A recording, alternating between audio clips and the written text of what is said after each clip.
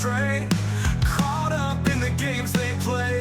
High-speed chases gone awry, serious turns into pie in the sky. Just out of jurisdiction, laughter and a conviction. Beneath the badge in your sky. All right, guys, we're back with another episode.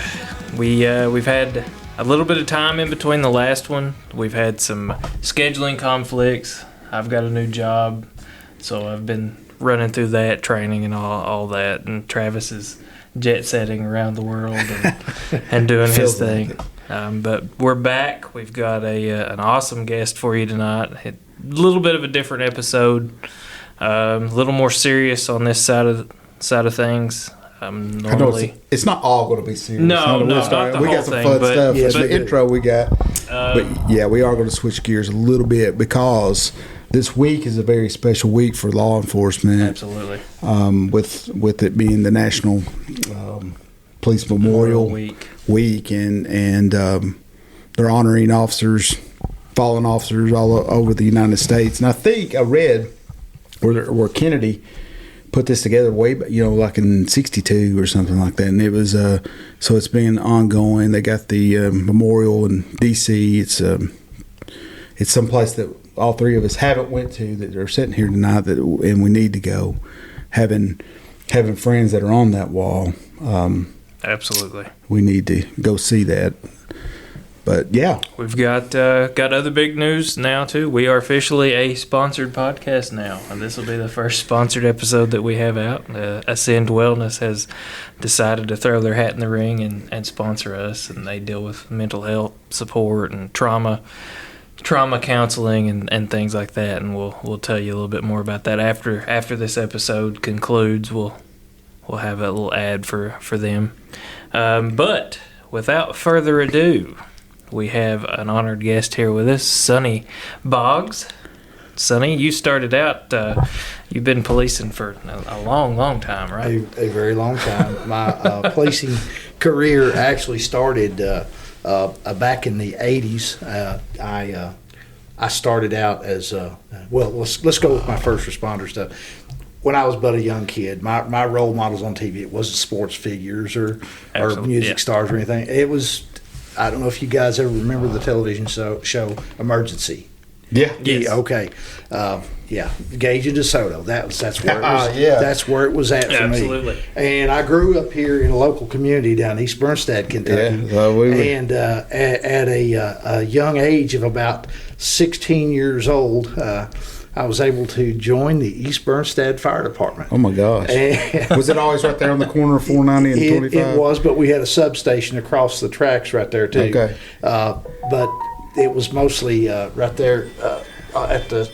Yeah, it used to be an old Shell station that was there. Oh, sorry about that, guys. That's all right. No, it happens. That's all right. For the first several episodes we had, I had an alarm go off at the same time. It don't bother us. So I grew up on School Street. So yeah, I was telling you about that. So I was You familiar with Twin Branch? Oh yeah. Mm-hmm. Okay, right there's kind of where I grew up, and I as soon as I got of the age to where I could join the fire department, the volunteer fire department, that was just the thing for me. I mean, I knew that public service was what I wanted to do at a very young age, and you guys probably don't even remember Bob Hurley, the old fire chief of the East Bernstead Fire Department. Yeah, he took me on. I was like 16, maybe 17, and my brother, he was 2 years younger than me, still took him on at age 15. Wow. So that's where it got started, and we went through all the training and all that good stuff, and then I was like, well, I want to do a little bit more. I want to be a paramedic. Well, there was no paramedics in Kentucky back at that time. The only paramedics in Kentucky was two, maybe three places, either Louisville, Jefferson County, or Ravens and Fayette County. Yeah. There was none in this area, so I went to EMT school and got to meet another role model after that, Bill Smith. Oh, Bill. Yeah. Bill and Janet. Bill and Janet Smith, as a young man, gave me chances I surely didn't deserve. And they gave me a job at the ambulance service, and I worked for them for a period of time. I was also on the Laurel County Rescue Squad here, too. Yeah. So this was back in the early 80s. So And Bill was fire chief, And that- or he was police chief Yeah. back that time too, right? I mean, Yeah, in the he earlier was. 80s. he was. And I don't know how long he did, but they had the ambulance service, and I remember stories they talked about the funeral homes used to running, running EMS calls back in the day. That was the transporting, and then Bill came in and kind of got that centralized and with the EMS. And Yeah, him and his family done a heck of a job, Yeah. in the EMS thing here for our county. But that was long time ago, Yeah. and he's done a good job with. I drove like LA2, LA3, LA1 was there. I know you remember these Yeah. numbers. Oh, yeah. We was around during that time, and I come up with a lot of people that you guys know, Yeah, absolutely. that were just awesome people. And if you don't mind me mentioning, I would. Oh, Go mention right Billy. ahead. Yeah. Billy Madden, The Mad Dog. We're going to have him. He says he's coming. I call him Mad Pup. He's the Mad Pup. Yeah, Mad Pup. Billy Osborne. I don't know if y'all know Billy. I know Billy. I worked with Billy and Jimmy and Johnny Phelps. Can't forget about them. Their mom. Their mom Valerie. worked there at the ambulance service. Yes. She was. That's what we called her. We called her mom. She's Yeah. just an awesome lady, and that's kind of where I got my start in law enforcement, and I later, or not law enforcement, I'm sorry, as a first responder. And the one event I think that inspired me to want to, I'm also a military veteran, and the event that inspired me to want to be a part of the military is that Bill Smith has a son. His name is Tim Smith. Mm-hmm. And I was working for the ambulance service when Tim Smith come off active duty, and walked up the driveway when he first got home. And I remember the response that Bill and Janet gave him. I was like, "That's it. Yeah. I think I might want to do the military." Yeah. I didn't know what I wanted to do. I don't even know what Tim did, but I seen how proud his parents was of him for his military service. I was like, "That's it. Yeah. I want to do that." And I walked into a recruiter's office on South Main Street, where there used to be an old hotel there, and there's a recruiter's office. And I walked in. I said, "I think I'd like to join the Army." Mm-hmm. They said, "Well, okay." He says, "Sit down and take a test." And You're the easiest person. Yeah. I said, We didn't even have to lie to you. I think I want to join the Army." They said, "Well, you're going to have to take a test." And I had to show my ID and all that stuff. And back during that time, there was no computer test. It was all you fill in the bubble with the pencil and this Yeah. and that. And I filled it in. They looked at it. And they said, "Well, looks like you qualify for MP." I said, "What's that mean?" And they said, "Well, that's military police." I said, "You mean like a police officer?" They said, "Yeah, only you do it for the military." I said, "Well, okay, sign me up." Yeah, there we go. And then I was off, and that's how my career got started. I went to Fort McClellan, Alabama for basic and AIT, and got sent to Fort Devens, Massachusetts. And I was up there for 4 years. Active duty, garrison MP, and Yeah. Oh, I know, yeah. garrison.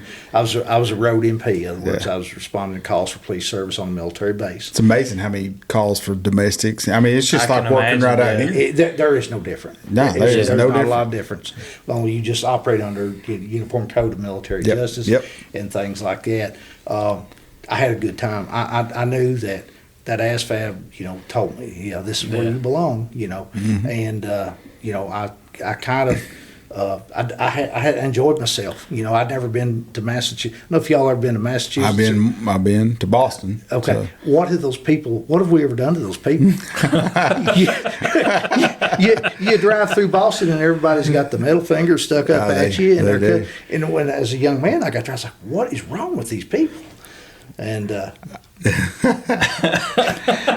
got it, but saying that the people I've met from there, because my father-in-law lives in Florida, and all these Boston people come around.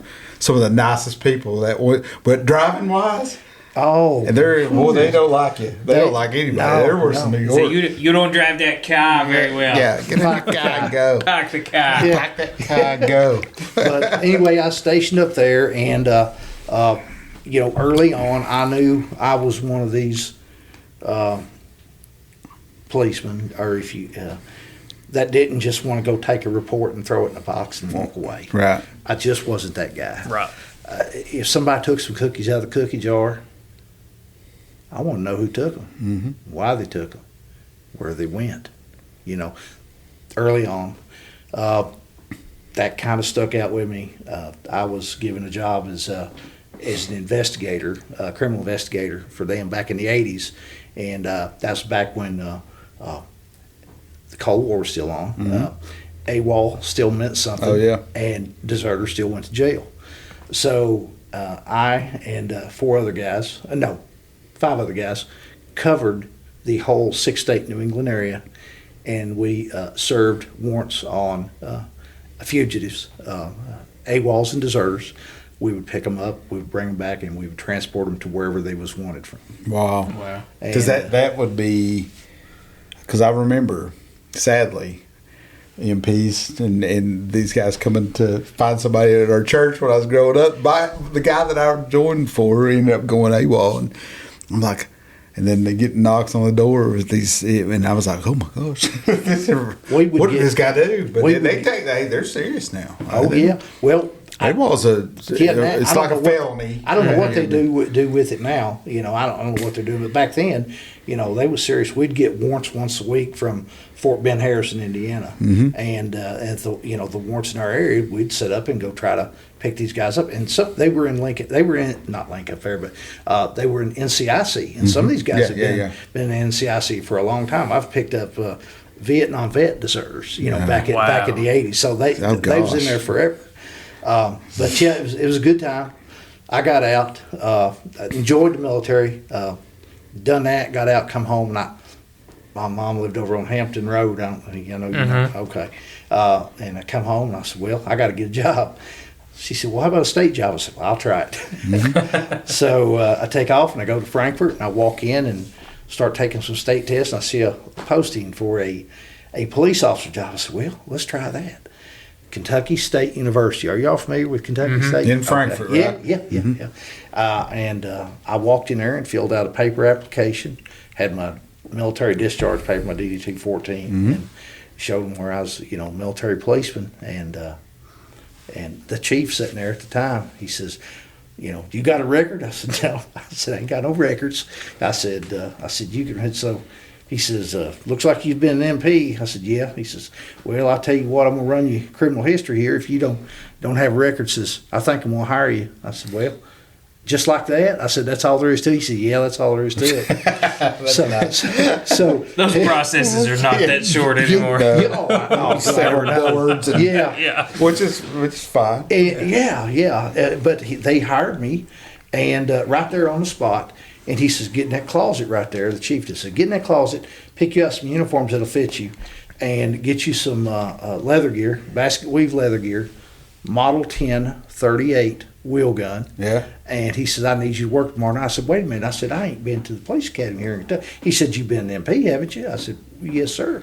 He says, well, that'll do till I can get you to the academy. He said, no, I need you here to work tomorrow night. Oh, man, so it started like that. Yes. You went for straight to the wolves. I was like, what have I got myself into? So had you moved back to London? I was in London at the time I got that job there. You go to, all of a sudden you go up there for a state, maybe working at the transportation? Yeah, or something. And then I'm hired by Kentucky State University Police. And so did you move up? I did. That's a big transition. I'll tell you, I moved up there. I didn't have nothing. I had a couch and a TV with the box that it come on and some. I didn't have nothing, right. And I had to rent an apartment from Kentucky State University. So the money that I made at Kentucky State University at 1989 when I got hired there was like $4.30 an hour. True. So it would take my entire paycheck that I made from the university to pay rent. And in order to have groceries and eat, I would on my nights off, I would work at a 5-star market down there on US 60 next to make money. That's crazy. Crazy. It was crazy. We talked about that. We didn't get into this for the money, but but it helps. It's a little better now. Yeah, it does. But I didn't know nothing else. Yeah. I didn't have a formal education. I had my DD 214 and I was young and I had a lot of desire to learn and do this, and they took a chance and hired me, and they sent me to DOCJT in Richmond. Back then, DOCJT was 10 weeks long. Yeah. I don't even, was it 24 weeks now? What class number do you remember? Oh my God! Do you remember? 110 maybe. 110. Wow. Maybe. What was yours? 324. Mine was 482. Okay, I think I can't be wrong, but I think it's like 110 or something. And I got through there, and as soon as I got hired, as soon as I got through there, I was like, I don't want to work for Kentucky State University. It was just not a place I wanted to work. Yeah. And the first place that popped up was LaGrange Police Department. And What a beautiful city. Probably with that railroad running Yes. right downtown. I got a buddy that retired from he might have worked for the county police. They got a county police up there still, Yeah, I think. yeah, And then they had the city police, Yeah. and then the sheriff's office, of course. But Yeah. LaGrange, there's a great little restaurant that's set. I mean, we were sitting outside like Trackside. Yeah, we sit there like. And they was like on dinners, drive-ins, and dive for some kind of pie, derby pie or something. They were famous for that. We were sitting out there it was February, but I want to sit out there close to the train. I mean, Dylan, you could reach out and touch. It felt like the trains would come by, and they'd come by like 2 miles an hour because they can't go really slow. They were right. For 30 minutes we couldn't talk because that thing would just Loud, yeah. and we were like, maybe we should have ate inside. But it was what a cool atmosphere. I don't know if there's I don't know if there's another city around that has like that where they come right. I mean, it is Main Street and the railroad are together. It's incredible. There's so many places in Kentucky. I've lived here my entire life, and I've not went to them. And I'm like, why? Why have I not? Yeah, LaGrange. Yeah, there's a lot of places I got to check out. It's on the bucket list. So it's a really. I looked at LaGrange. I think it's like most of the people that work, the big executives and things that work in Louisville, at like Anthem, and they usually live over in that county. Right. See, I live in Woodford County, Kentucky. Yeah. Woodford County is very much like Oldham County, the county that LaGrange is in, and usually the highest income per household, lowest unemployment rate, and it goes back and forth month to month between them and maybe Shelby County and Woodford County. That's because they're bedroom communities to the largest metropolitan areas in the state. Yeah. Then Oldham County. I mean, the only thing other than that would be awkward. There would be the state pen is right in Oldham County, or LaGrange, and you're like, well, but that's kind of pretty far out of the city limits, I think. And what a beautiful. I mean, it's got a little museum with the trains and it's cool. The courthouse. When I was up there last year, 2 years ago, they were remodeling the courthouse. It's sitting right there. It's off on its own. Yeah. And just a beautiful downtown setting. So that was your next place. It was my next place, and I went from making like maybe $4.40 an hour at Kentucky State University to $9.11 an hour. That's a big pay jump. At a big pay jump, I thought that I had hit the big time. Oh yeah. My every 2-week paycheck, I'll never forget. It's $526.05. That's because the city paid for our insurance. Oh yeah. And that's a huge benefit. It was a very very big thing. We were treated well. It's a good place to work, and quite frankly, I'm sorry that I ever left there. Yeah. It was a good place, but I worked there up until about 1998. Then I left there, and then I went to Louisville Metro wasn't Louisville Metro until 2003. Right. So I went to Louisville Division of Police because Louisville and Jefferson County, they had two different. Yeah, the sheriff's office. Oh no, they had a county. Did they have a county police too? Yeah, they had county police. And then Louisville Division, and I went on down to Louisville Division. So you worked downtown. So it was like a city police and a county police. Yeah. Yes. And then they had a sheriff's office. Had a sheriff's office, and then you got a bunch of smaller agencies, St. like Matthews. Jefferson Town, St. Matthews, Indian Hills, Shively. There's a bunch of different smaller agencies. Yeah. Yeah. I know about Shively. But anyway, I stayed there. I was also in the Kentucky Army National Guard. I was in the 223rd Military Police Unit out of Louisville. And while I was working for the Louisville Police Department, Louisville Division of Police, I got sent to Iraq, and I spent about a year deployed to Iraq. And well, that was, what year was that? 90? Oh, I left. I went to Iraq, and I left here in December of 2002. Oh, so you went to Kuwait. So you'd been in the Guard for... Yeah, I'd been in the Guard for a little while. Yeah. And I went to Kuwait initially, and then we were there when the war first started. 03 or whatever. 03, we was on the border when they said go, we went. We weren't the first one to go. We was an MP unit. We weren't no heavy fighting unit. You know, we were handling enemy prisoners of war, and we seen very little. I seen a lot more stuff as policemen. You know, but you go, and thank you for that. That's a... But the hardest... They said the tip of the spear, but you was kind of back here on the hosel of the spear. I seen a lot of things, but you know, I didn't see like those infantry units and stuff. See, now it's a different thing. But that's cool. But I came back, and I decided it was time for me to, or I thought it was time for me to get out of the police work. This had been very hard on my family, for me being gone. Yeah, I get it. I went through a difficult time, and I came home and I decided, well, you know what? And guys, I can't go on without mentioning my wife. I have the most wonderful wife in the world. You know, if it hadn't been for her, I don't know what I'd done. I mean, I come back and it's awesome. kind of rough. But we got through it, and I said, well, you know, I'm not going to be a policeman anymore. I'm going to do a business. Let's do some business here. I said, I just don't think I want it. Yeah. So I did that for a few years. First of all, I figured out, number one, I'm not a businessman. I'm not a businessman.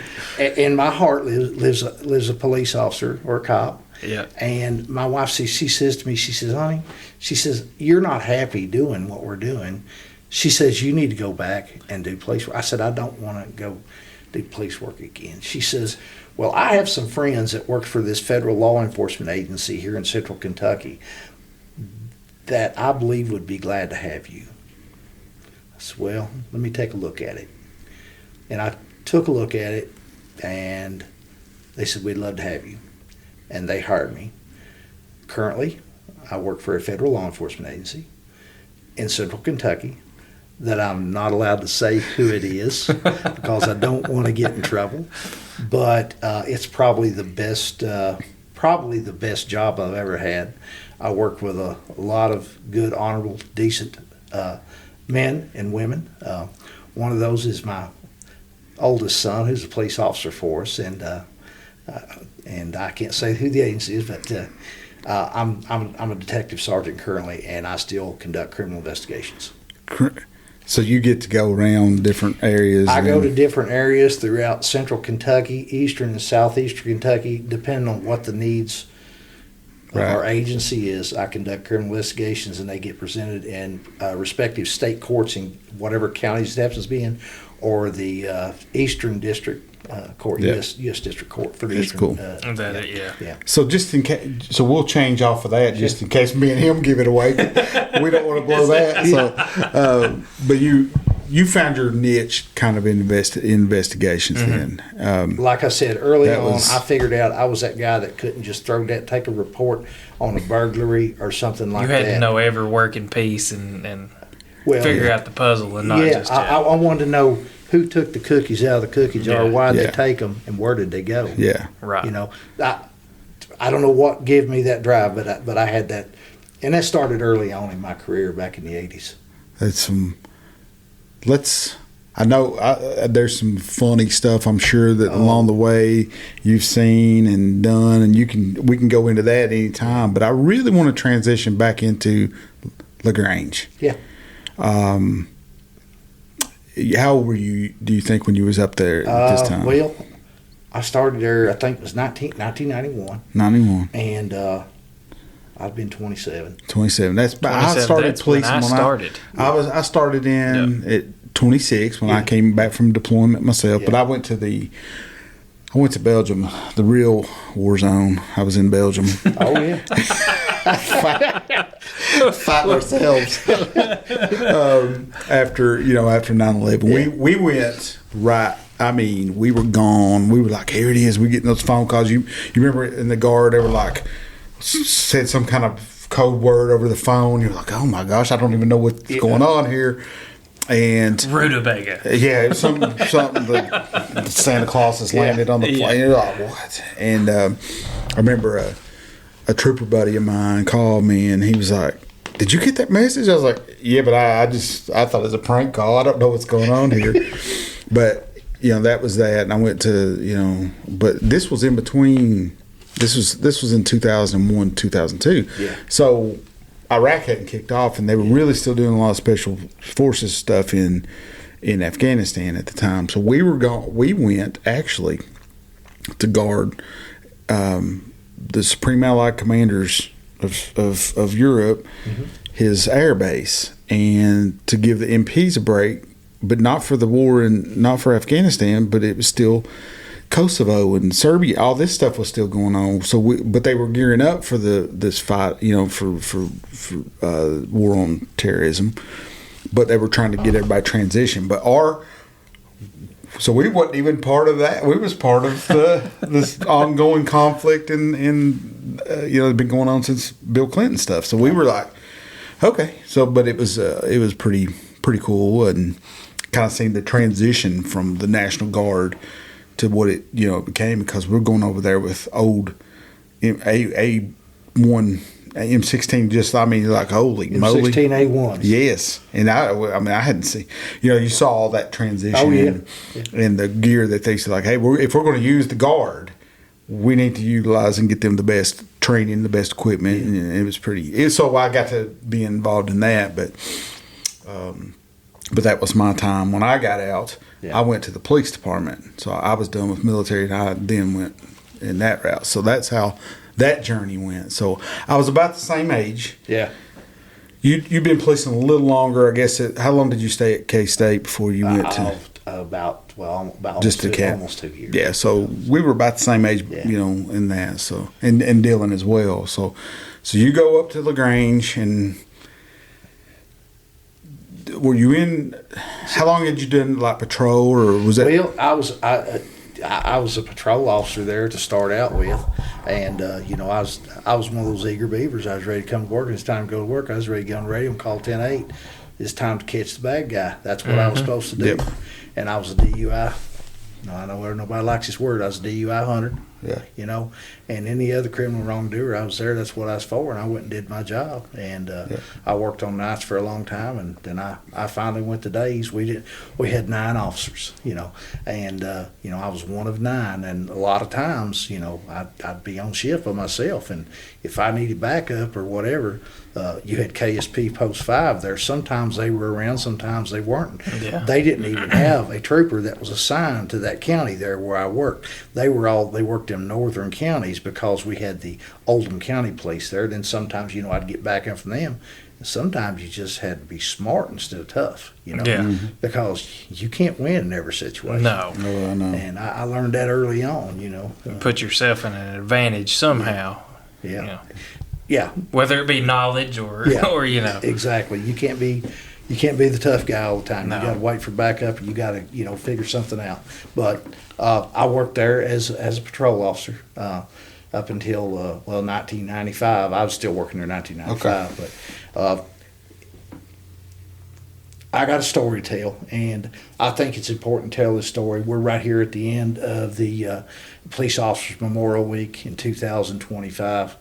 And this story that I'm about to tell is it's kind of the granddaddy of them all, of my whole career as far as a criminal investigation. And it started on the morning of April the 27th, 1995.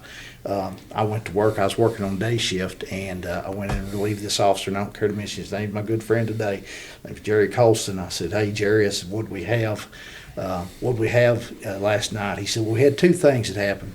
We had an armed robbery that occurred at the BP, but we also had an individual that showed up here last night.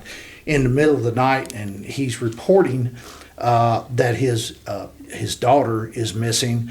I was busy. I took a missing persons report from him, but I have not been able to follow up on that. So that's the two things that happened.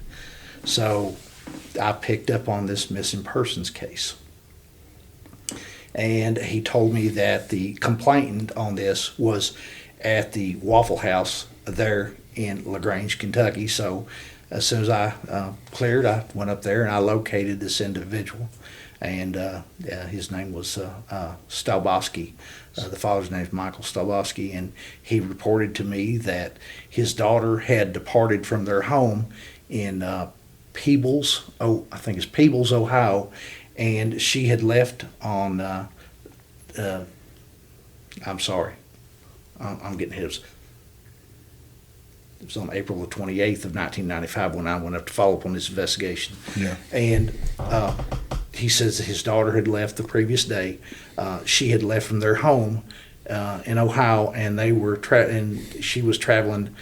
She brought her brother to work, dropped him off in northern Kentucky at his place of employment. Then she left from there, and then she was going to Eddyville, Kentucky, to pick up her brother's girlfriend who lived there, and that she drove as far south as somewhere south of Louisville on I-65 when he received a phone call from her, telling him that she had experienced some mechanical problems with her vehicle, and that she didn't believe that she was going to be able to make it to Eddyville, Kentucky, and that she was turning around to come back home because she couldn't make it. So she turns around there on I-65, comes back north, gets on 265 going around the Gene Snyder back towards I-71 to where she traveled back to Ohio. And when she gets on I-71 going northbound, there's a rest area there, and she starts having trouble with her truck again. It's her truck. And then the truck is an old blue 1978 Ford F-250, I guess they would call them. Had skinny tires, you know. Yeah. But she was having trouble with it, and she pulled into that rest area. She made another phone call to her father from that rest, because there wasn't just portable cell phones back at that time. So she made a phone call from a pay station there, pay phone, to her father in Ohio, and says, "Hey, Dad," says, "I've made it to this rest area, and I'm on I-71, and my truck's messed up again. But this truck driver is trying to help me fix it." And she said, "Okay, you know, I'm going to try to get off the interstate somewhere, and I'll call you." So she gets off the phone. He doesn't hear from her again for quite a while. Then she leaves the rest area. She drives to exit 22 on I-71, which is the LaGrange exit off I-71. She gets off the interstate. She pulls up onto a parking lot of I don't think there's any Super Americas anymore, but I think Speedway or something bought them all Speedway out. or Thornton's or something. Yeah, Thornton. She pulled up on the parking lot of this Super America, and this trucker followed her in there. You could see her truck that she was driving pull on, and you see a big truck pull up after she had pulled on, and then you see the big truck depart, and she's nowhere to be found after that. And how I learned that they had pulled onto that parking lot there is that when Mr. Stalbosky arrived there on the late night hours of April the 27th, you know, that's where his daughter's truck was at. So we was assuming that she may have called from there. But the third and final phone call through investigation we discovered was made from Pendleton. What's Pendleton? Sligo, Kentucky, exit 28. There was a Davis Brothers 76 truck stop there. Her last phone call lasted, and I'll never forget it, it lasted for 14.7 seconds, and she allegedly says to her father, "Dad, I'll be at exit 22 in LaGrange," hence why he comes to LaGrange, Kentucky to look for his daughter. And that would be the last time he talked to his daughter. So let's see here. Where is I-71 starts in Louisville, right, and kind of goes all the way up. It does. It goes all the way up into like East Canton, Ohio. I think. Yeah. Goes way, and then so you're not too far from the Gene Snyder up there in Oldham County. We're about 18 miles from the Gene Snyder right there in LaGrange. Okay, and she's heading back. So it kind of referenced Cincinnati. So she'd be kind of traveling from Louisville, heading towards Cincinnati in that way. So how far up was the town where they lived at? In Ohio? Because Eddyville's a long way. Isn't that out western Kentucky? It is way out western Kentucky. Yeah. So the town that they lived in was right across the river from Maysville, Kentucky. Yeah. Is where the family was Okay. from. Wow. So I sat down with Mr. Stalbosky. He relays all this information to me, and I'll tell you about the phone records and stuff in a minute. Yeah. But he relays this information to me, and you got somebody missing. Young girl. She's 18 years old. She's not even turned 19 yet. Not 18 years old. Really? And it seems like that there's something wrong here because this is way out of norm for the family. Way out of norm for that family. Yeah. I said this deserves some attention, and who took the cookies out of the cookie jar? I had to know, boys. I had to know. Yeah. Right. I was that guy. So I started working this thing. So after I met with him there at the Waffle House, we went across the street over to the Super America, and I went in and I looked back during that time. This black and white VHS videotape. Oh yeah. So I looked at this videotape and I could see this large tractor trailer. I could see her truck come on there. I could see this large tractor trailer come on there, but I don't see where it went. And then it comes out and it leaves. I couldn't tell really what color it was. It was light colored and had some writing on the door, and it was pulling what I described back at the time a heavy duty bulk type chemical trailer. And I was like, well, obviously, she left here, something went wrong, and she's gone with this truck driver whom she's met at this rest area.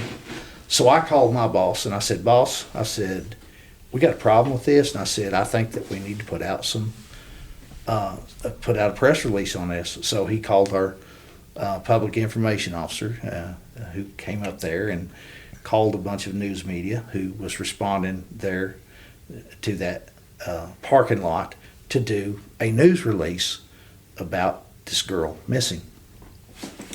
So, as I was telling you, on the day previous, on April 27th, I know both the big truck and Miss Stalbosky was traveling north on I-71, okay? And so I know both of them were their destination was somewhere north of there. And I was standing in the parking lot of that Super America. And are you familiar with the term Jake brake, compression brake? Yeah. I heard a compression brake on the truck. And I turned around and I looked at the southbound lanes of I-71, and I looked directly at a truck that looked exactly like the one that I had just seen on the video. Wow. You talk about divine intervention right there. Yeah. There is no other way to describe it. Yeah. So I said, I paused briefly. I was like, this is shot in the dark, but I'm going to take it. I jump on the radio. I call a county policeman, and I said, hey, this truck is coming. I said, where are you? He said, I'm sitting at the 17 on the southbound side. I said, when this truck comes through, I said, pull him over. I'd like to talk to him. And he found him, pulled him over, and I left from the Super America. I had the victim's father and her brother with me. Complicates some stuff. Yes, it does. And my police cruiser. Mm-hmm. It was during this time when we departed the scene to go talk to this truck driver that the father told me that his daughter, whom I was trying to find, was a young female police officer. I think it was with Russellville, Ohio Police Department, and that she had just graduated from the Brown County Ohio Police Academy. Furthermore, he told me that he was a chief of police. I learned that after I seen this truck and was going on the way to the. Yeah, I couldn't leave these people who were upset there in that parking lot, so I took them with me. I went down there. I said, "Sit still." So I get out and they have this. I'm not going to say the suspect's name because he doesn't deserve to have his name said. Absolutely. Okay. Yeah, exactly. Okay. So I get out and the suspect's standing at the back of the truck with the other officer. I walk up to him and identify myself. I said, "Look," I said, "you're not under arrest, man. We're just we're doing a missing person investigation here, and we're trying to locate somebody that may have been in a truck or been seen around the truck like the one you were driving." I said, "Do you mind to talk to me?" He says, "No, sir, I'll talk to you." I said, "What is your," I got his license. I seen what his name was. I said, "Do you mind if I call you by your first name?" He said, "No, go ahead." I said, "Well, my first name's Sonny." I said, we'll just talk here for a minute. I said, "Listen," I said, "did you happen to be through this area yesterday?" He said, "Well, I'm not sure. I don't remember. I don't know." Odd. Yeah, odd. I said, "Well, Mr. Such and Such," I said, "you're driving this commercial vehicle. I know that you run a logbook." "Oh, yeah, I got a logbook, but I lie and I cheat on it all the time." And I was like, oh, the spidey senses just kicked in. And I really need to know about that cookie jar. I want to know. I want to know more. So I said, "Man, I appreciate you cooperating with us and everything." I said, did you happen to stop at the rest area on the northbound side as you came through yesterday, if you came through here?" He finally admitted to me that he came through there. He said, "Yeah, I did." I said, "Did you encounter a young lady while you was over there?" And instead of saying, "Yeah, I did," I looked back on it. The manner with which he responded to me meant a lot, but I didn't know what it meant at the time. He says, "Dad," which was his father, was trucking in concert with him in another truck, and tire changer did. Like, okay, well, what happened? He says, "Well, she was having trouble with her truck, and they knew that I had," in his way, "I had mechanicing experience, and they asked me to look at her truck." I said, "Can you describe this girl for me?" "Yeah." I said, "Can you describe the truck?" "Yeah." He described the truck just like I described earlier. I said, "What was wrong with it?" I said, "You looked at her truck, right?" He said, "Yeah." I said, "What was wrong with her truck?" He says, "I think she had a thermostat in it that was sticking." And he said, "I was able to peck on the thermostat to get it to open up, and then it was okay, and she took off." And I followed her up to exit 22, where I got off the interstate with her, and I pulled up behind her there on the parking lot, and says, she told me that she had never ridden in a big truck before and asked me to take her for a ride. I said, "Really?" I said, "Did you take her for a ride?" He said, "Yeah, I did." He said, "Where'd you take her to?" He said, "I pulled out of the Super America. Instead of turning left to get back on I-71, I turned right, and I just went up the hill to the Walmart, and I turned in the parking lot. And she got out of the vehicle and took off walking toward the parking lot, and never, and that's the last time I seen her. So I don't know where she went." I said, "Oh, okay, well, I appreciate your time and everything." I said, I said, "Sir," I said, "let me ask you one more question." I said, "Would you have any objection to me looking inside your truck, just to say that, I know that she's not in there?" "Oh, no." I said, "Well, let me ask you another question." I said, "Would you agree to a consent of a search of your truck?" He says, "Absolutely." So I get out the good old consent to search forms, go into great detail, explain to him like we're supposed to do, and he signs a consent to search form. So I just walk up to the side of the truck, and I climb up on the side of the truck, and I look in it.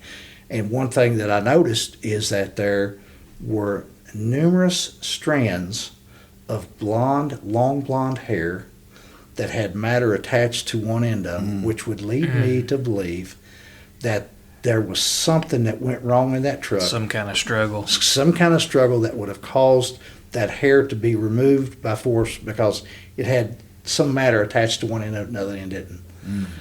So again, it really caused me a lot of concern. I was like, well, I was scared. What have I got into here? I was young and I'm inexperienced, and listen, I can catch the heck out of a DUI and make the heck out of a domestic call and other crimes in progress or whatever, but this may be something different. I may need some help here. So I go back to the back of the truck and I start talking to the suspect. I said, look, I said, again, thank you for your cooperation. We appreciate your time. I said, if you had a daughter, you'd probably understand. You'd want somebody to find her and all that stuff. Just trying to get along with him. I said, I want to do a detailed search of your truck, but I don't think it's safe that we do it here on the side of the interstate. I said, if my agency will agree to pay for having your truck towed off the interstate to have it towed, would you do that? Yeah, I'll do it. I said, furthermore, I said, I'm probably going to want to talk to you somewhere off the interstate too. Will you agree to go with us somewhere so I can talk to you? Yeah, I will.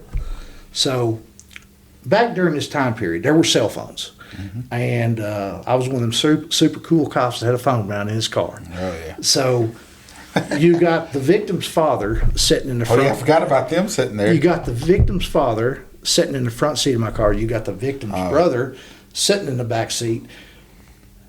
And I'm having to come up here and get on my cell phone and call my boss. And you know, the longer your interaction with this guy, you know that dad's back there like. Because he's probably putting two and two together. Because he's a cop. He is. He's putting two and two together. So you know he's getting a little bit he like. He is, and he's upset, and his brother's upset. And I'm having to talk about this stuff in front of him because I don't want him to get out of the vehicle.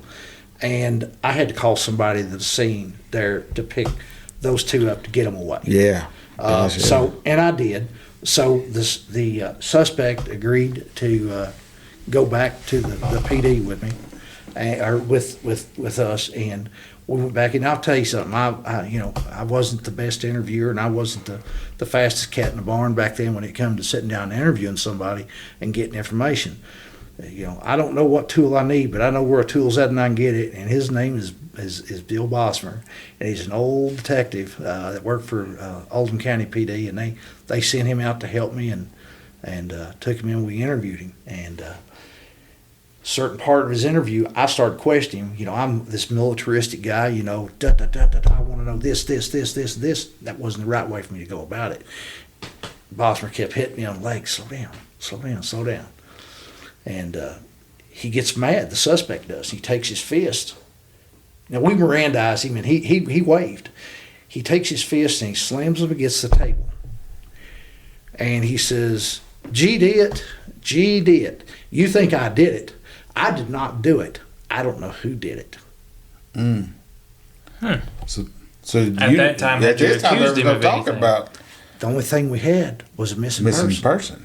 Oh, only thing we had was a missing person. He's admitted guilt. Yeah. So in the world that I live in now, we call that an admission. Yeah, it's not a confession, but it's an admission.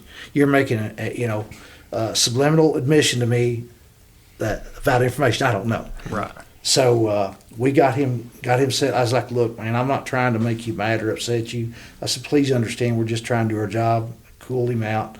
I said, listen. I said, would you mind consent? To a male sexual assault evidence kit being collected on you? Absolutely. I'll be glad to do it. I want to help you boys. I want to go join the U.S. Marshals and come back down here and see you. I said, well, such and such, I won't say his name on here. Mm-hmm. I said, that's good. I said, well, we'll take and get that done. I said, I want to tell you, I got your truck secured, and an officer is sitting on it right now waiting for us to go search it. And let's go up here and get this sexual assault kit out of the way first. We took him to the hospital there in LaGrange. They collected all this evidence that we need. The truck was secured at an impound lot with a commercial tow truck, mm-hmm. and we had a police officer sitting on it. So me, Detective Bosmer, and I. He reminds me of, I don't know if you guys ever watch Hill Street Blues or back in the He reminds me of Sipowicz. Yeah. I mean, we say it. Reminds me of Sipowicz. Yeah. So, we go to where the truck is secured. We take the suspect with us because we don't have a search warrant. We got a consent to search, and we know that if he decides to withdraw consent to search anytime, that we have to stop that search. Okay, so we have to set him there while we're doing this search, along with another police officers out there watching him. He didn't stop the search. He let us do our thing. So as we started the search on this vehicle, we photographed everything first. We climbed into it, photographed the hair and everything else. And then we looked in the back. And one thing, and a sleeper compartment. The truck, I'll never forget, it's a 1989 International. And when you look between the two seats in the back, there's a sleeper compartment, and it had a mattress back there. The first thing that we noted is that there was no linen, pillows, or anything like that.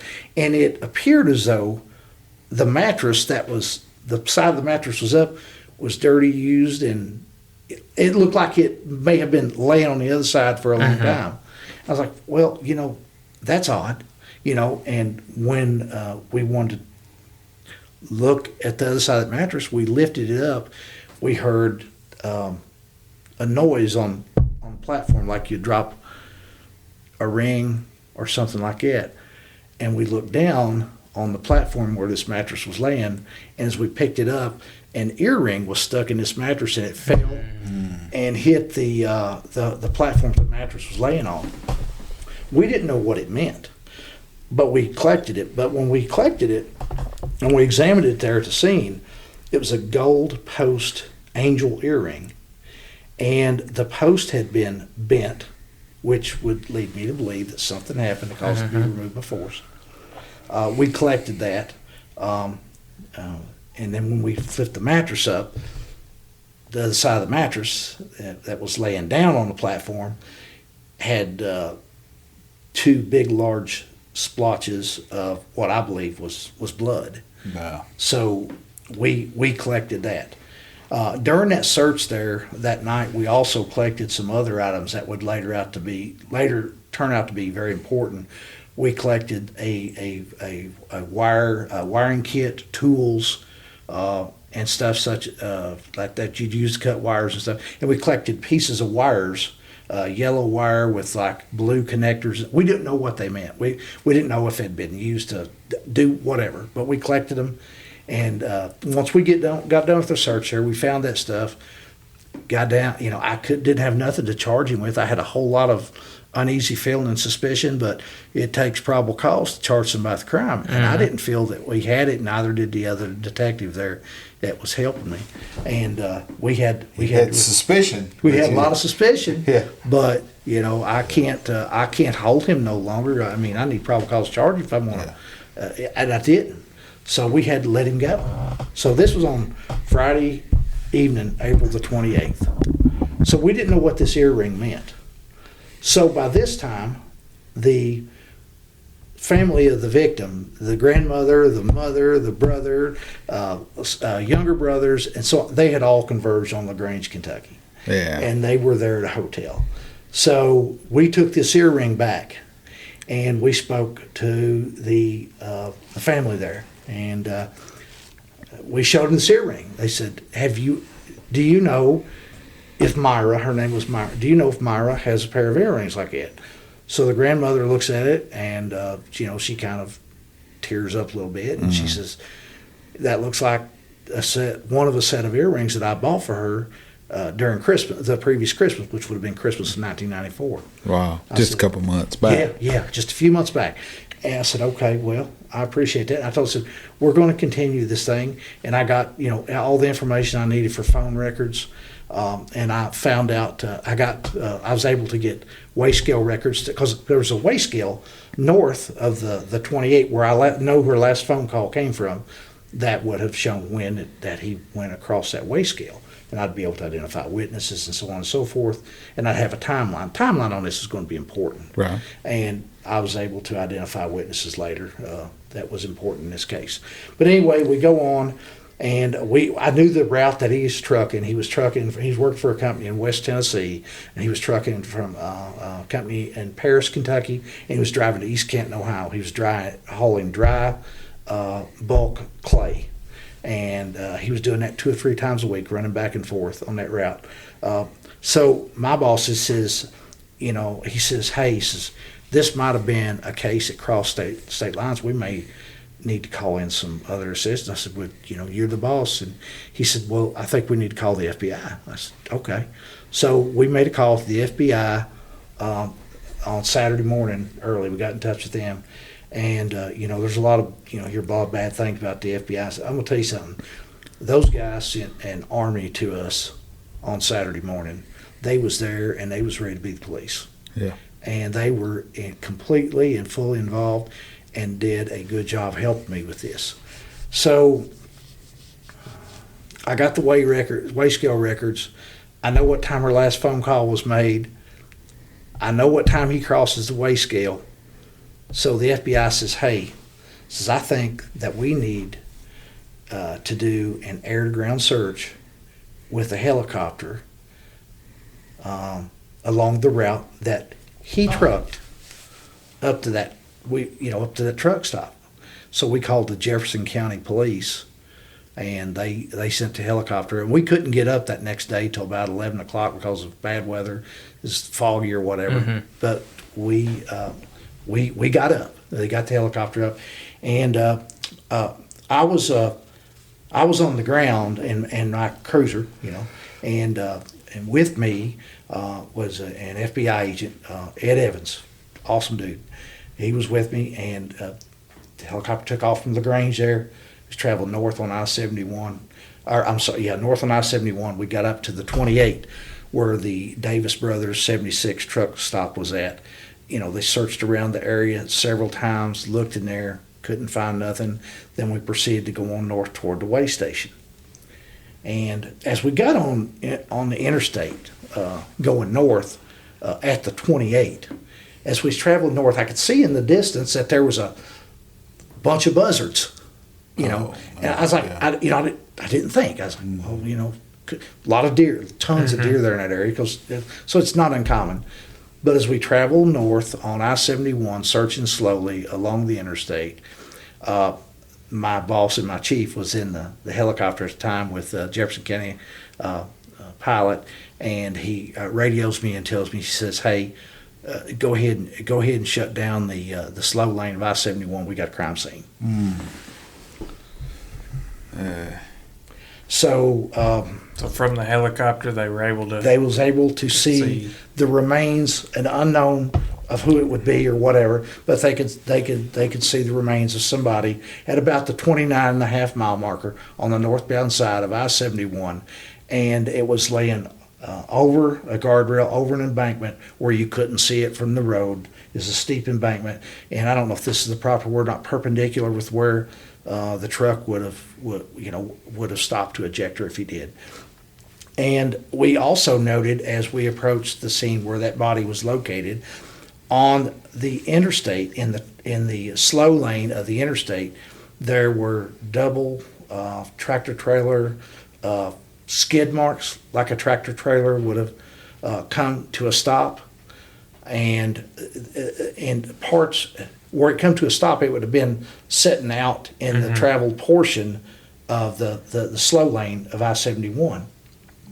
That would be important later. But as we drove up there, Ed Evans and I got out of the cruiser, and we walked up and looked over the bank and yelled. We could see somebody, the remains of somebody laying over the bank. Couldn't tell who it was or what it was. But as we looked there at her, we looked down on the ground, and we seen a yellow piece of wire with a light blue in color attachment on one end, and the other end had been freshly cut. So he used You tied that. He's bound her with the what? No. But it did tie him to that vehicle, though. Then, because here's why that that piece of evidence would be so important later on in our case, because that piece of evidence right there connects the truck to him, to the scene where the body was found. Yeah. Whether he used it or not, that gives you more than just suspicion. Because y'all had taken out so in the evidence. This was probably 25 or 35 feet down the embankment where she was laying. Mm-hmm. So I walked down to the remains to check for vital signs to see what was, and there was no vital signs. Mm-hmm. But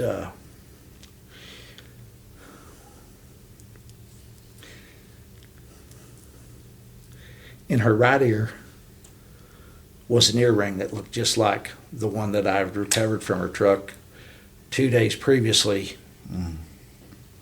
and the left ear, there was no earring. So this was a huge media circus, if you will, and there was a Wave 3 television reporter that was following us down the interstate, and we had stopped her back away from the scene, and I'll never forget her name. I walked back, and I'll say her name is Kelly Burkeen, and I walked back up off the embankment. We had the world coming. You know, we got this crime scene. Yeah.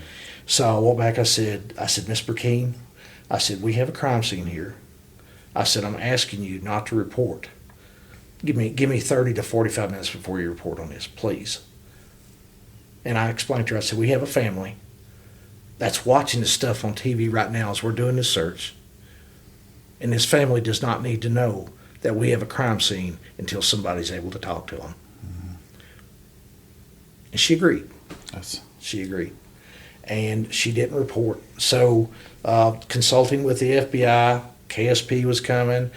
Her body was found in Henry County, Kentucky. The Henry County coroner was coming. The FBI says, hey, we'll call our evidence response unit. We'll do your scene for you. Thank God, because, you know, we didn't have the resources to do that scene. KSP probably would have, but the FBI says, hey, we're in it for a penny, we're in it for a pound. We're here with you. And I'll tell you, those guys are awesome. That's awesome. They got access to stuff that's absolutely. And they come in there and process your scene, but I've done a lot of tough things.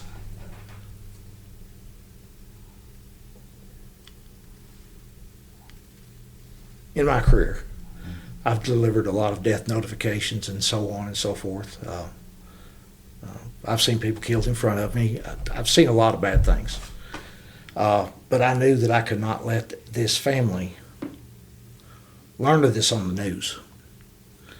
So after the scene was secured and we had people there working the scene, I jumped on, run north for a piece, and turned around and headed back to LaGrange. It's 100 mile an hour, fast I could drive. You know, I was heading back. These people need to know.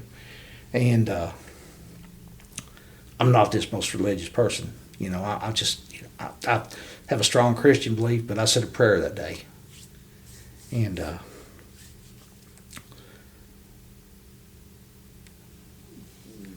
I prayed for the words.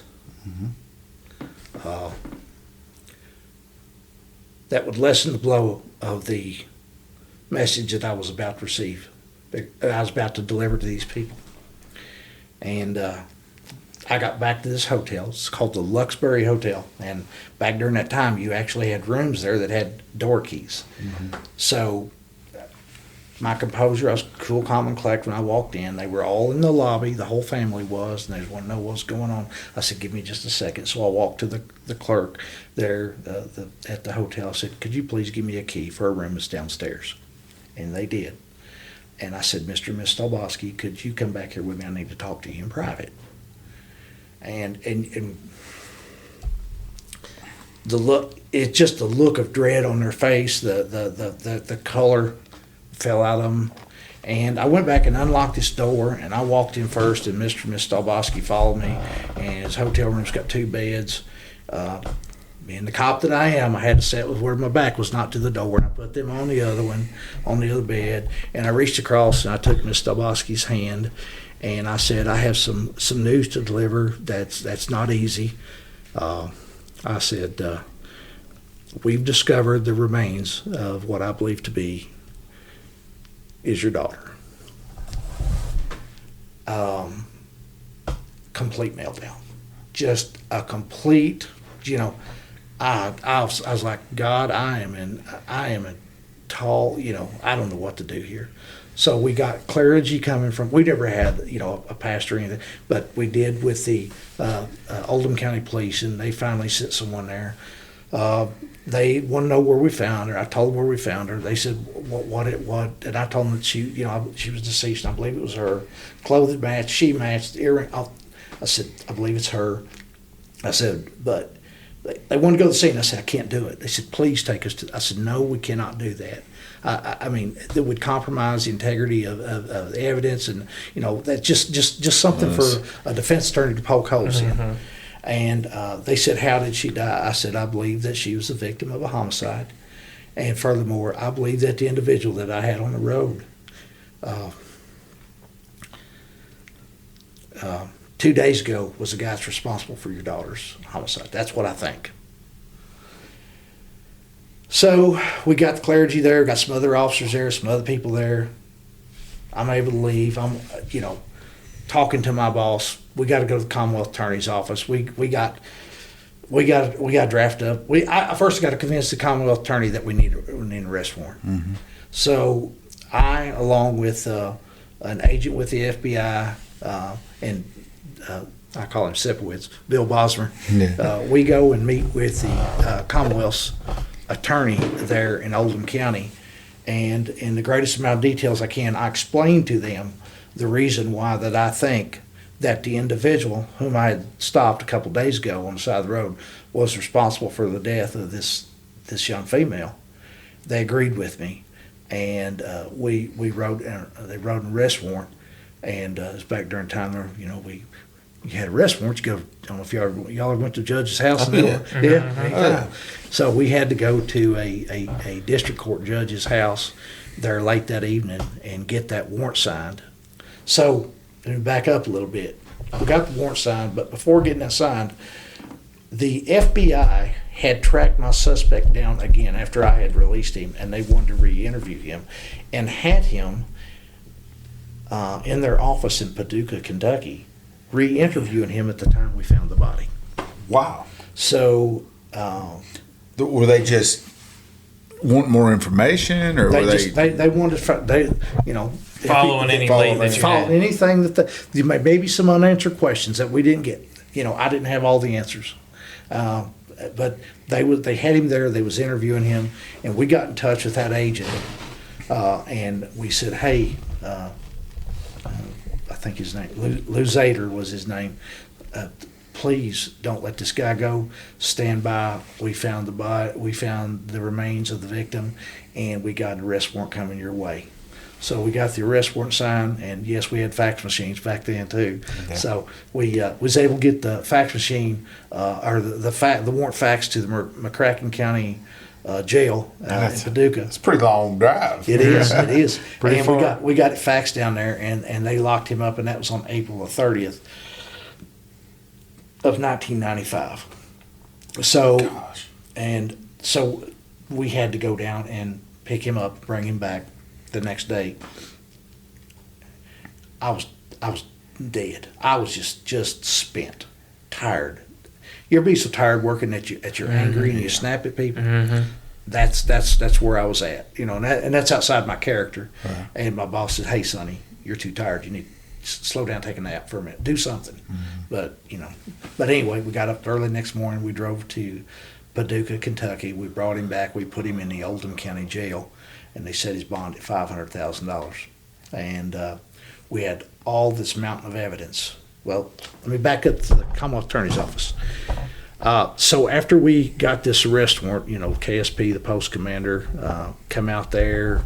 There was I think there was a lieutenant from KSP, and I was scared. I was in over my head. Yeah.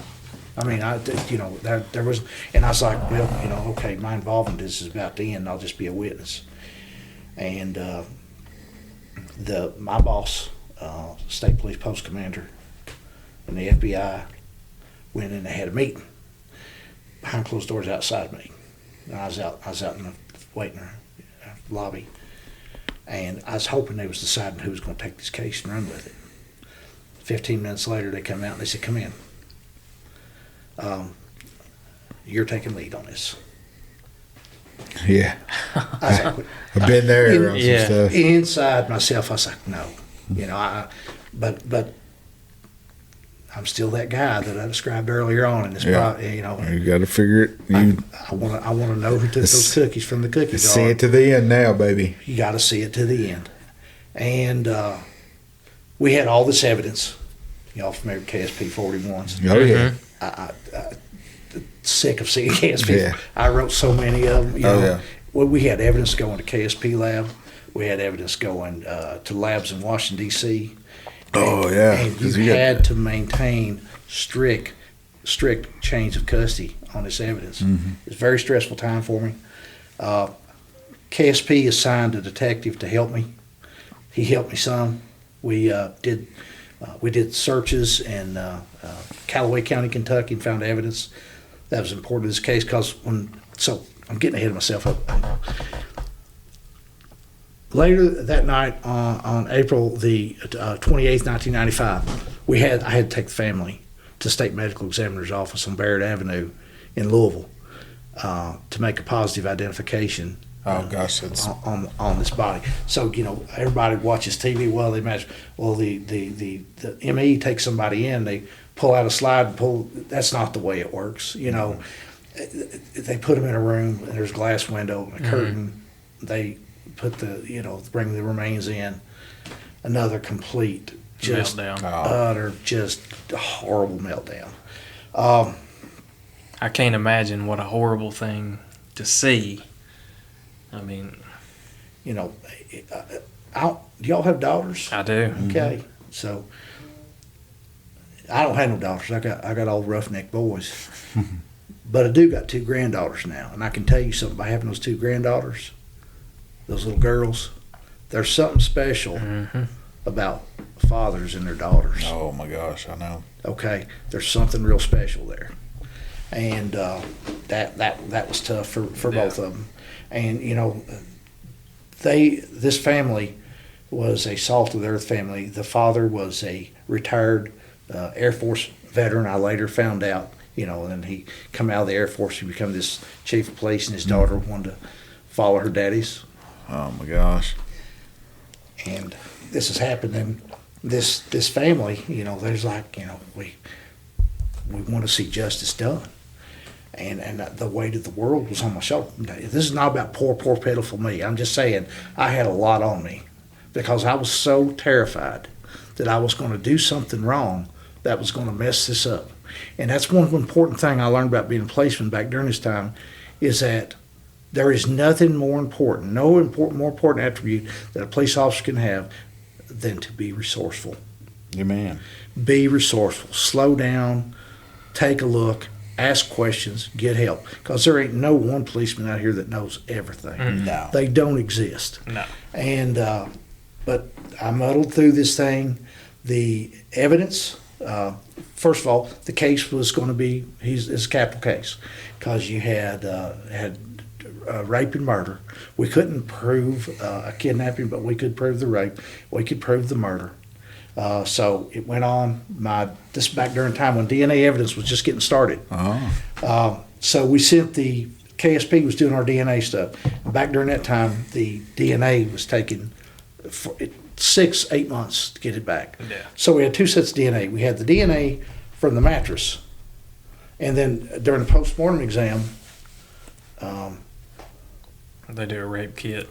we did. And plus the blood. Yeah. ID in there. Yeah. So fluid found inside of her matched his DNA, and there was substantial evidence that she had been raped, and that evidence matched him. The blood in the mattress matched her. The earring that we found in the sleeper, we sent it off along with the one from her ear to the FBI lab in Quantico, Virginia.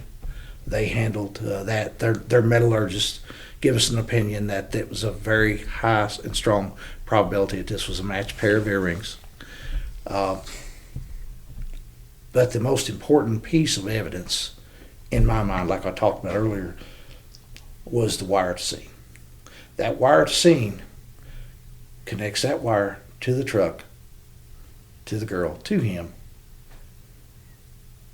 So I sent those tools off to the FBI lab, that wire to the FBI lab. They said, not only do you have the wire that this piece of wire was cut from on the ground there next to the body, but you also got the tools that was used to cut it. Because they could use it. I guess it puts out a specific cut in that stuff. Yes, So yeah, tool marks. yeah, tool marks. Tool Yeah. marks.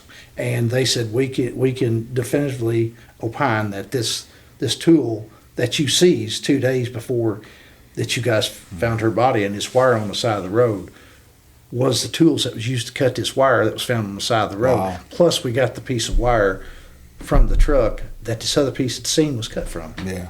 So sometimes, guys, luck or divine intervention, Yeah. as you call it. How What was the turnaround from the time that she was reported to the time of actually having him in custody? April the 27th, timeline, April 27th, 1995. We took a report, our agency took a report on a missing person from him that night. so that's about the only part of the case that you didn't do Let's take the missing was person. taking a missing Yeah, person. yeah. Wow. So, Which you probably adopted. I mean, that's probably just part of the. the Yeah, case was just- handed over yeah.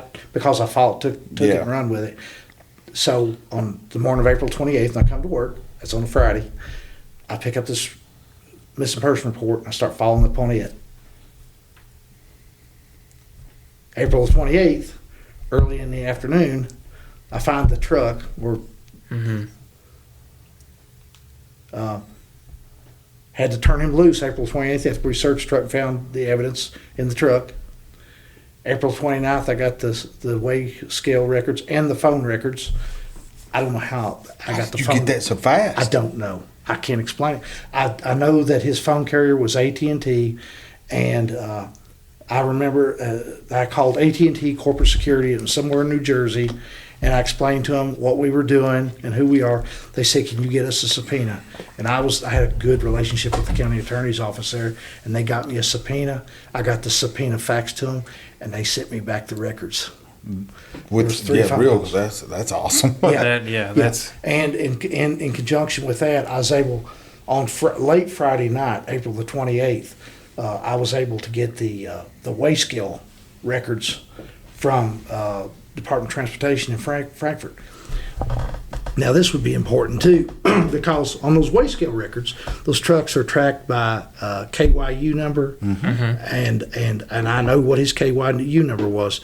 By looking at that, I was able to identify individuals who may have been witnesses to him sitting there on the side of the road through finding who belonged to these Wow. KYU numbers. Man. And I tracked down several individuals and interviewed them in very close proximity to the time this happened. These were all separate interviews away from everybody. And one thing, I think I did 3 interviews, and all 3 of the interviews that I did on these truck drivers that were from various places in the United States all talked about one thing, that the back of that truck was sitting in the travel portion of the slow lane of I-71 on the northbound side, which matched with the physical evidence at the scene of the skid marks that was up there on the scene. So I got 3 independent witnesses describing that, got the KYU stuff. We just had a mountain of evidence. So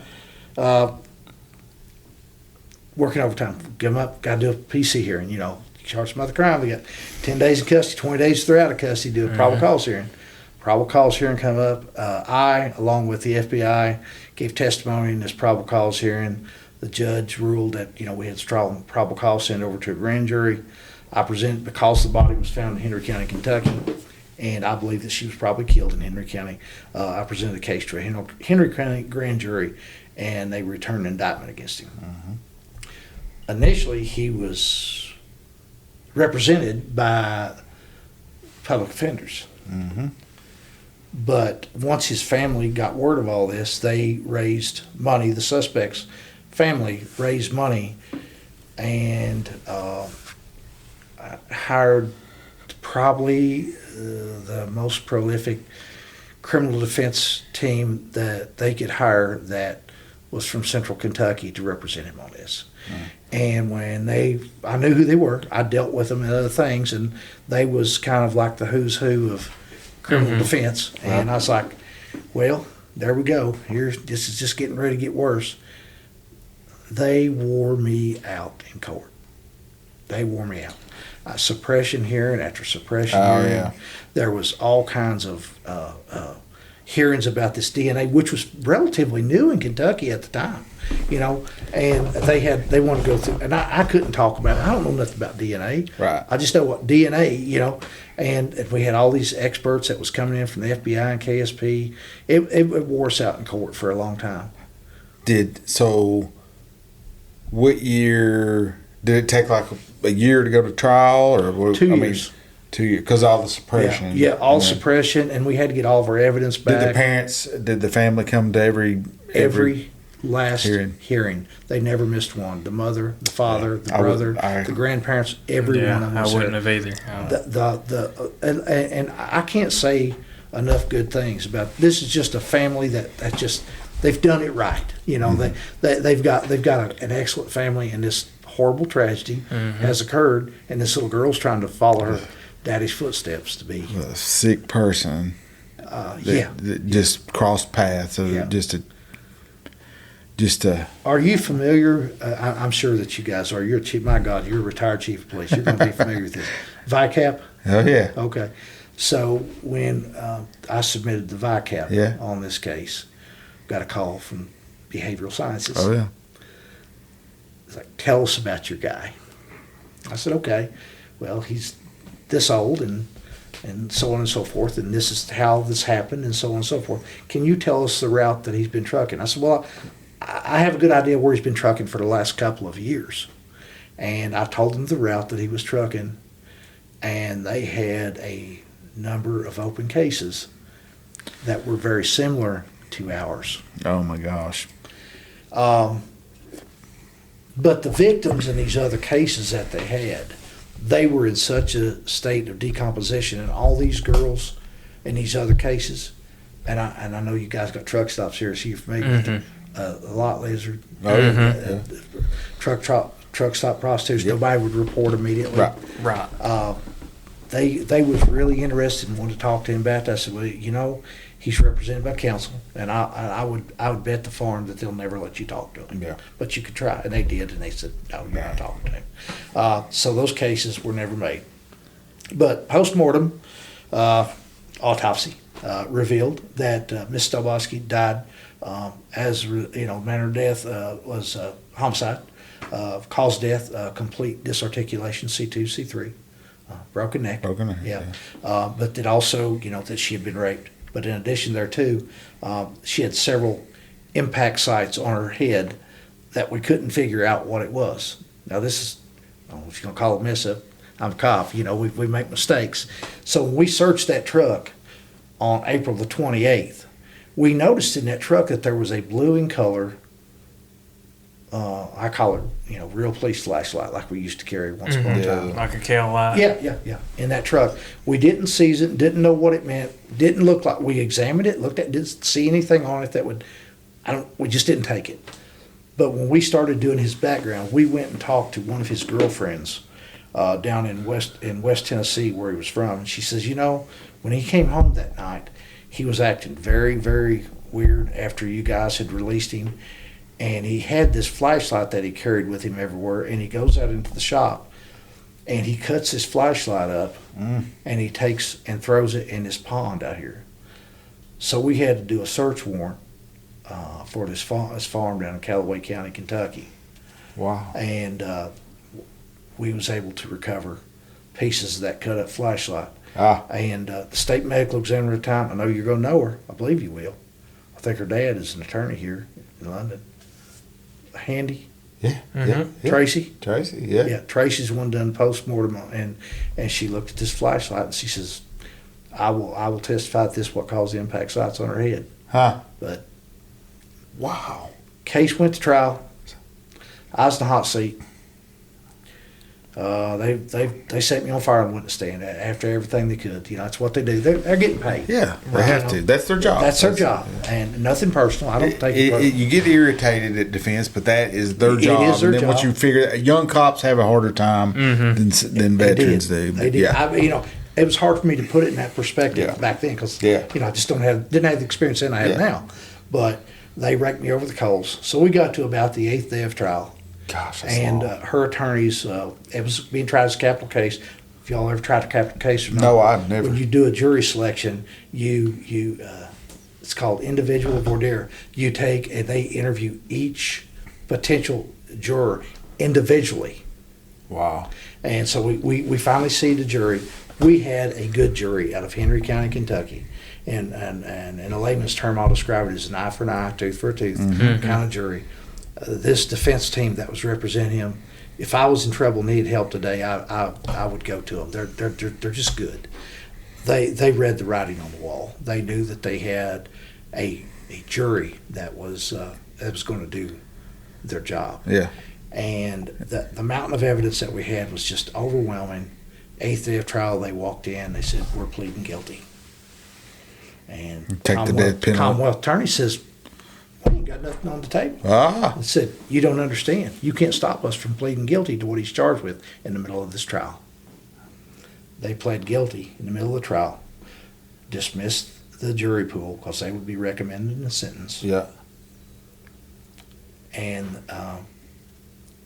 he wrote a statement admitting to the offense, and the judge gave him 25 years to life. Well, that's 25 years to life. Back at the time, it's the max you get in Kentucky without the death penalty. For he's eligible. And he went to prison. So about 6 years ago, I get a call. "Hey, this case is coming up for parole. Can you would you give testimony on it?" I said, "Absolutely." So I called the family, whom I have a good relationship with. They're good people. I said, "Do you guys want to give testimony on this?" They said, "We just don't have the stomach to go relive this again. Would you mind doing it?" I said, "Absolutely." So I, along with the Commonwealth attorney for that judicial district that handled this case in Northern Kentucky, appeared before the parole board. I give about an hour and a half worth of testimony about how this case impacted that family, and everything and everybody involved. The Commonwealth attorney told what she knew about the case, but she didn't. She wasn't involved in it because the two Commonwealth attorneys that were involved in it were either retired. One of them was deceased, but she says, "You know what? This is the worst case that we've had in our judicial district that I am aware of." And the Commonwealth attorney previous to me asked me to go and talk about this. She brought the whole case file, pictures, to everything. So at the conclusion of the hearing, they could have given him parole. They could have deferred him for 5 years to be considered for parole again in 5 years. They could have deferred him for 10 years, or they could have given him the remainder of his life in prison. And that's what they did. good. They gave him the remainder of his life in prison. So no more hearings or Done. He's done. He's done. He's locked away for the rest of his life. Never see, unless something changes, of course. We know how things go. So, you spoke a minute ago about how this has the touch or smell or feel of a divine intervention. Yeah. So you see certain parts that's been tough for me to talk about. Oh yeah. Okay. Rightfully so. So after I left the parole hearing that day, do y'all know much about Frankfurt? Just little, down yeah. toward the state buildings and then boom. Public Justice Justice Cabinets. They got an office down on High Holmes and Myra Street, somewhere in that area. So I leave there and I'm heading back to my office out in Lexington. And I'm going up the hill up to US 60 toward where I know the those State hills. Police Yeah. Academy is. Yeah. And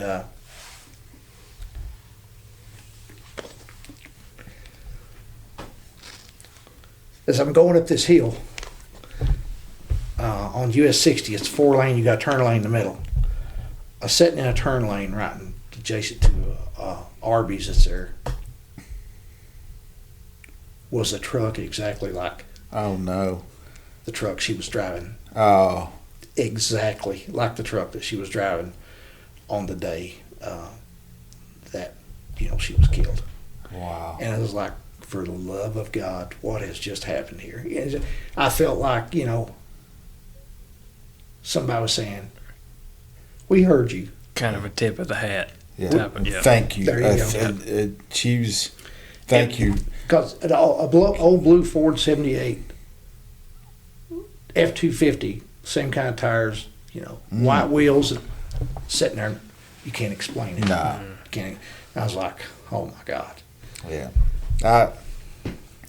I don't believe in coincidences.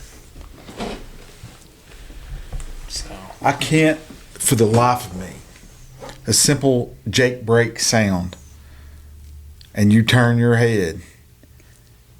I mean, trucks go by on I-71. Thousands, and probably thousands an hour. and Yes. for that one Jake break to One keep Jake- your attention. To get my attention to look at that truck. And then to be, and for you to just say, because there's a lot of trucks that look a lot alike. There are. For you to actually go after that one or call ahead and say, hey, this one looks, looking at a black and white video of a truck and not, I'm sure you couldn't see plates I and, couldn't see. The only thing I seen DOT was numbers. There's a and light nothing. colored truck. And it was pulling the type of trailer that I had seen on the day previous. Had he went up and completed his route and come back? or Well, was through he, investigation, I learned that he was trucking to East Canton, Ohio, where he dumped his load, and he was turning around and going back Coming to Paris, back to- Tennessee. Okay, so whether he did or not, Well, he did. He went Okay, up there so and his dumped load his was load and empty. come back because we had FBI in East Canton, Ohio, searching for evidence up there. It was. It was spread out all over. Yeah. I've told you the Reader's Digest version of Yeah. this, the best I can, but. Lots of involved around. If I have a message to tell to any of your young listeners that are police officers out there, do your job. Yeah. Don't take that report and throw it in the box. Some family, somebody, somewhere is dependent upon you. It's so Absolutely. To so get easy justice. just to knock out that little report. I got to go and turn home. it in. My and wife's go. waiting on me. My girlfriend's waiting Yeah. on me. Hey, wait a minute. There's a family here looking to you to help them. You're Yeah. police. Yeah. It's You're a police. selfless job. And you have to be committed. You have to, and I know we fought through fatigue. We've had a lot of stuff, and there's that easy. You can press that easy button. Oh, yeah. And a lot of people may not agree with me that's inside the profession, but I mean, I feel like your faith is very important inside this type of profession. To get For you through things, to help you. I mean, divine intervention on helping you solve something. Because I think that mean, case goes cold. If not if you the help missed of that truck at that point in time, that It could case have. It could could have went cold. Through a lot of investigation, we may have been able to identify the truck, but crucial pieces of physical evidence would have been gone. would have been gone, and it would have been all there. And it would may have not been, have led to a There would have conviction. been tons and tons and tons. You would have had a lot of You circumstantial may not be able to evidence. get air support. A lot of things. Just a You may ton. not have been able to get an FBI to get involved at that point. You could have. There's a lot of things that could, and I'm not saying it could. I mean, the Lord works in all kinds of mysterious Absolutely. ways, so it could be. But And I would say that there was a lot of prayers for mommy and daddy. yeah, On that. Oh, there's no doubt. but I've seen that stuff too in our. It's just, there's a greater power than us. Oh gentlemen. yeah, That's for the good and the bad. I believe throughout my life and my career that God has put me where He wanted me or need to be.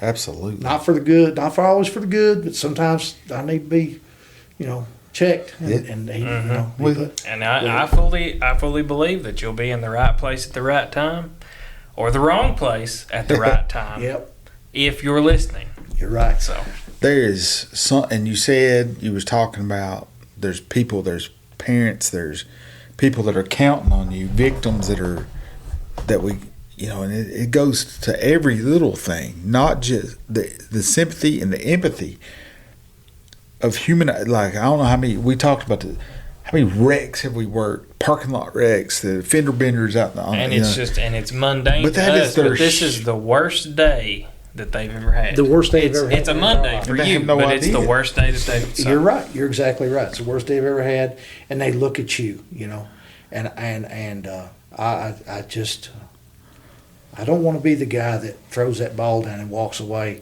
Says somebody else will do it. No, it's me. I'm Yeah. going to do it. That's what I'm getting paid to do, and it's the right thing. So let's talk about the family a little bit. Yeah. What is her full? What was Her full name is Myra Danette, Myra Danette, Danette Stalbosky, Stalbosky. You'll never forget that. And you said that she's. Where did they memorialize her name at? In 1995, the pastor over the state FOP Lodge, David Burke, they memorialized her name on the police officers memorial in Frankfort, Kentucky. That's awesome because she was a Ohio officer, Ohio officer, yeah, and she's been remembered in Kentucky. Yeah. That is awesome. Yeah. So I want to make sure we always remember her and that family, what they went through. Absolutely. That's what this podcast is about That's today. exactly what this is about. And I spoke with the family last night, and they said if by telling this story that you educate the public about things like this that happen, and to give them a higher and greater awareness, Yep. and it saves one person in the whole world, says you've done something good. Yep. They said, by all means, please go tell the story. Her story's always worth mentioning. Her name should never be forgotten. I agree. And that family, and I will pray for their family from now on, and because I have a daughter, I can imagine. But I can't there's an either. officer that was lost that I never knew about until you told this story of her. And my first thought was 1995. She must have just graduated high school. She just graduated And then high got a school police- and then went police- straight into the Brown County, Ohio Police Academy, and had just graduated from So there. she was how old then? 18, 19? 18 years old, hadn't turned 19 yet. She is exactly my age. I was graduating high school that year. I was a holdback, not for sports though. But so her and I are the same age. She would be 49 years old. Yeah. I'll be 49 next month. Yep. And so we were. You're all about the same age. So we're, and I think her birth. If I remember correctly, her birthday was in July. so mine's in June. So I was a month older. Yeah. And we'll never know what she could have done, but we know that we can tell her story for the family to remember her and who she is and who she was to them, and that's what's important. Yes. The story is incredible. The police work is incredible. I want to say that I'm not smarter than the average bear. I'm not the best police officer in the whole world. And sometimes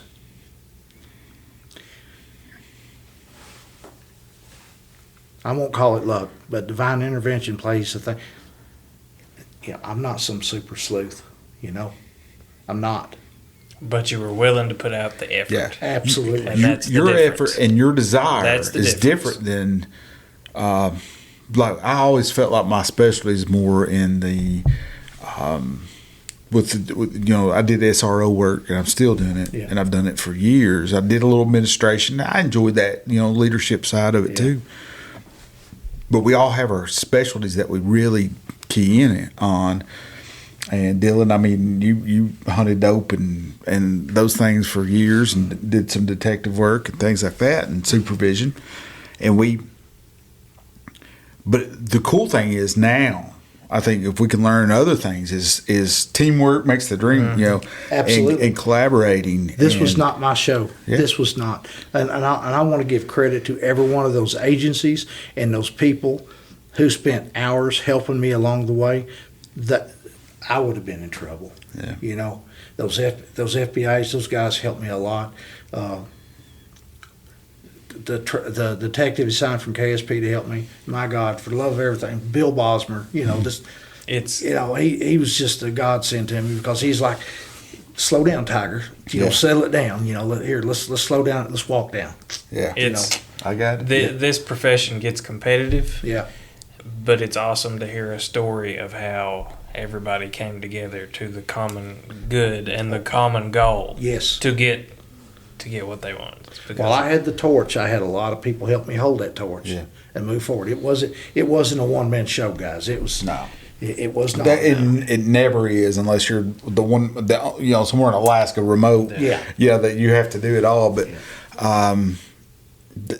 it takes a lot, and people supporting the police and deputies is so important, and the relationships that police build in their community is so important too. So I think without citizens in the town to support and give that back as well, for you to go and ask officers or you to go and ask truck drivers along the way, it's not just, you got to build that relationships with people. I agree. And and this is the least important fact out of this whole thing. So after this case happened, he went to jail. My boss there and the city council, he's like, we've never had a detective before. We're going to have one now. So they called city council meeting and appointed me. It wasn't a promotion because I didn't get no more money, which I'm not complaining. But I was the first detective that we'd ever had. Oh, good. That's awesome. Yeah. Well, I think this story needed to be told. Yeah, I'm sure it's remembered more up in northern Kentucky, up Ohio, or for them, and up towards LaGrange and Louisville and things like that. But I'd never heard it until. There's plenty of information out there on the internet on it too. If you guys decide to look it up, and don't know if y'all have CourtNet. Oh yeah. It's a Henry County case, 1995 case. It's there. Okay. So if you want Interesting. To check into it. Yeah. Well, and there's pictures and videos and stuff of the memorial event at the FOP Peace Officers Wall or memorial there in Frankfort too. So well, that's awesome. You'll see that is awesome. Today it's somber. It hurts. It kind of gut punches you. Yeah. And I don't think it's hard to. We can't transition to something crazy, but no, it's hard funny. It's hard to even we weren't there, but it's hard to listen to those. Yeah, those stories like that, especially having. When you sent me that to read, at first I glanced. I was like, "Whoa, wait a second." You know how cops are. When I went back and I read that your email to me 3 times. The case report, I guess, is what you're saying. It was just an overview. Yeah. And I was like, oh my gosh. And then where I work in a school, I was like, read this, talking to my counselor I was working with. He said, where did this happen? Is this some kind of, I said, no, this was, a couple hours away from us. I never heard of it, and just things like that. So we'll always remember her, and we'll keep that family in our thoughts because it's been 30 years ago, right? Like a month ago, a couple weeks ago. 30 years ago, I was deep in the middle of this case. Yeah. So that's amazing. I want to thank you guys for having me on here. Yeah. Thank you for Kentucky. coming. London, Kentucky's my hometown. I love this place. And if it wasn't for my grandbabies when I retire, finally next year, I would come home. But I'm not leaving. No, I don't blame you. I don't blame you. But London is come visit us. I got 3 brothers that live here. Yeah. The rest of my family's gone, but I got 3 brothers. 2 brothers lives here in this county. One lives in Whitley. Okay. But, so you get to come down a lot. I love to come down here and spend the time with I spend time with my brother today. Spend all day with him. Let's do this again. We will. Yes. And it'll be a lot. I know you got more.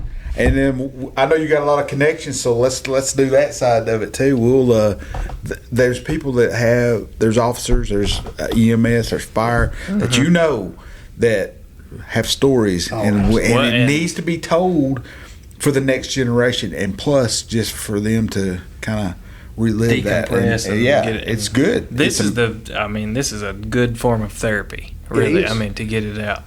Guys, I'm gonna tell you. This had an impact upon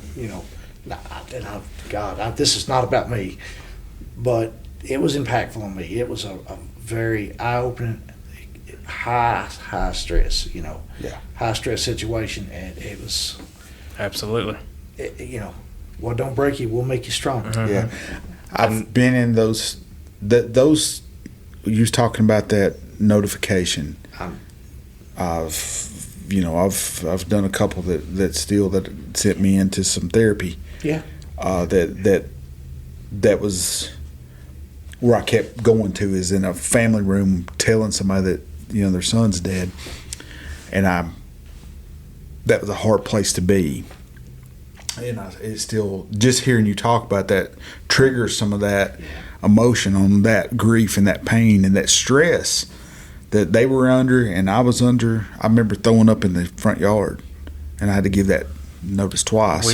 We carry so much responsibility, so much on our shoulders, because like we said, that family's counting on you to have all the answers, to be the counselor, to be able to guide them through this difficult process, when there's no one really to guide you through that process after it's all done.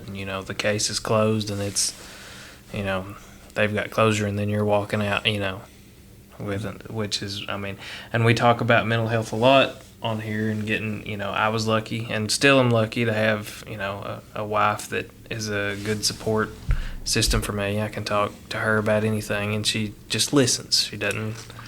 So that's you mentioned that. Mine has been a support for me for my whole career, and faith. That's what I said.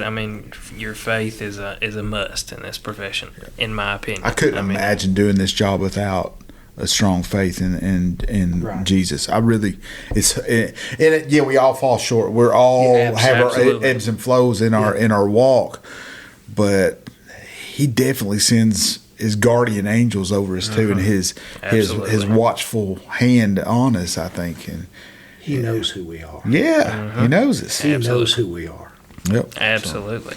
And that transitions us into our sponsor. I'm proud for us to have this type of sponsor, because you did.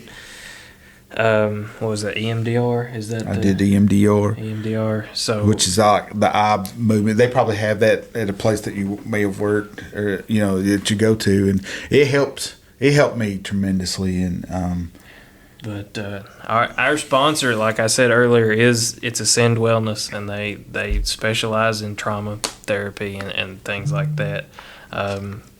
For those of you who don't know, Ascend Wellness, it's a family-owned mental health practice in London, Kentucky, which is where we're all from. I think everybody's pretty much aware of that. The cat's out of the bag.